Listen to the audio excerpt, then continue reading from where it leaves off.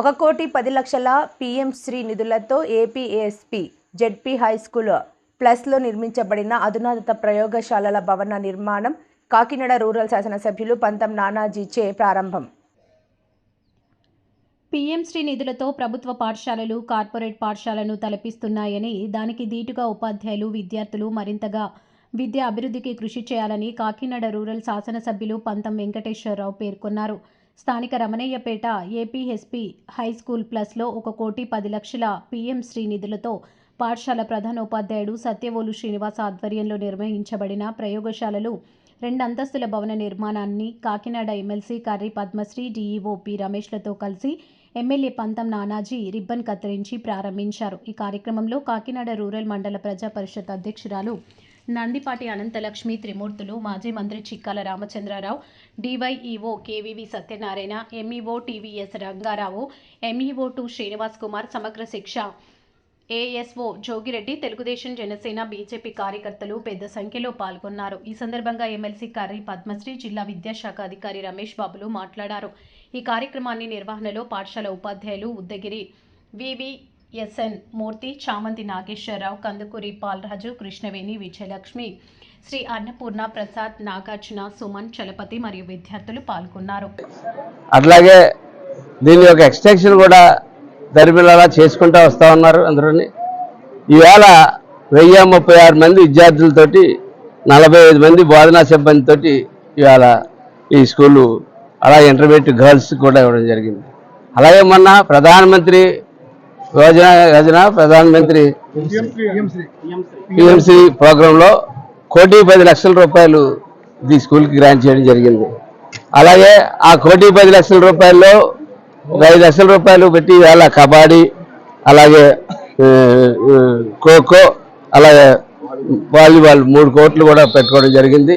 అలాగే మన ఇక్కడున్న కార్మెంట్లు ఫ్యాక్టరీ నుంచి 20 లక్షల రూపాయలు ఇచ్చి కెమిస్ట్రీ ల్యాబ్స్, జువాలజీ ల్యాబ్స్ కూడా తయారు చేసుకోవడం జరిగింది.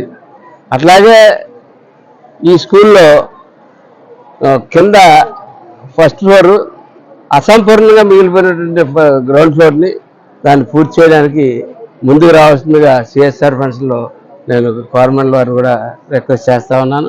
అట్లాగే ఇతరులు కూడా రిక్వెస్ట్ చేసి దాన్ని కూడా త్వరలో సంవత్సరంలోపు దాన్ని పూర్తి చేసి కింద కూడా పూర్తి స్థాయి ఫెసిలిటీస్ ఉన్న స్కూల్గా దీన్ని తీర్చిదిద్దాను. అలాగే ప్రత్యేక ధన్యవాదాలు చెప్తా ఉన్నాం. 117 జీవో ద్వారా ఈవేళ ఈ విద్యని ప్రైవేటీకరణ విద్యతో సమానంగా పోటాపోటీగా పెట్టినటువంటి లోకేష్ గారికి నేను ధన్యవాదాలు తెలియజేస్తా ఉన్నాను. అట్లాగే పవన్ కళ్యాణ్ గారికి, ముఖ్యమంత్రి గారికి ధన్యవాదాలు తెలియజేస్తా ఉన్నాను. ముఖ్యంగా మన డిఓ గారికి ధన్యవాదాలు తెలియజేస్తా ఉన్నాను. ఆవేళ 35 మోడల్ స్కూల్స్ ఆవేళ మనకి ఇవ్వడం జరిగింది. చాలా 3 హై స్కూల్స్ ఇవ్వడం జరిగింది. కొన్ని ఇబ్బందులు ఉన్నప్పటికీ కూడా, ఆవేళ పోటీ ఉన్నప్పటికీ కూడా కాకినాడ రూరల్ మీద ప్రత్యేకమైన ప్రేమ చూపించి మనకు 35 మోడల్ స్కూల్స్, అలాగే 3 హై స్కూల్స్ ఇచ్చి, అంటే మోడల్ స్కూల్ అంటే 5 విద్యాబోధన చేసేవారు ఉంటారు స్కూల్కి. ఆల్మోస్ట్ ప్రతి సబ్జెక్ట్కి కూడా ఒక విద్యాబోధన చేసే ఒక గురువు ఉంటాడు. అటువంటి అవకాశం కల్పించి ఇవాళ ప్రైవేట్ స్కూల్స్కి తలదనే రీతిలో ఇవాళ కరప మండలం అయితే, కాకినాడ రూరల్ మండలం అయితే కరప మండలంలో 25, ఇక్కడ ఒక 10 మోడల్ స్కూల్స్ పెట్టడం జరిగింది. అలాగే 3 హై స్కూల్స్ కరప మండలంలో ఎండమూరు, వెలుగుదురు, కుప్పలంక 3 కూడా పెట్టడం జరిగింది. దీనందరికీ కూడా పైనుంచి ఆశీస్సులు ఇస్తున్నటువంటి మోడీ గారికి, అలాగే ఈ రాష్ట్రాన్ని సస్యశ్యామలంగా ముందుకు ఎన్ని అప్పులు ఉన్నప్పటికీ 10 లక్షల కోట్ల రూపాయల అప్పులుండి ఇవాళ 85 నుంచి 90 లక్షల టన్నులు చెత్తను అప్పచెప్పి మనకి ఈ రాష్ట్రాన్ని వదిలి పారిపోయినటువంటి వైసీపీ వాళ్ళని ఈవేళ సమర్థవంతంగా సంక్షేమ పథకాలు ఒక పక్కన చేసుకుంటా, అలాగే మౌలిక సదుపాయాలకు ఏకరకంగా తగ్గకుండా, అలాగే హాస్పిటల్ కానీ విద్యాబోధనలో కూడా ఎక్కడ తగ్గకుండా వైద్యం, ఆరోగ్యాన్ని, విద్యని అన్నీ కూడా సమానంగా చూసుకుంటూ సంక్షేమ కార్యక్రమాలు చేస్తున్న ముఖ్యమంత్రికి, ఉప ముఖ్యమంత్రికి ధన్యవాదాలు తెలియజేసుకుంటూ సెలవు.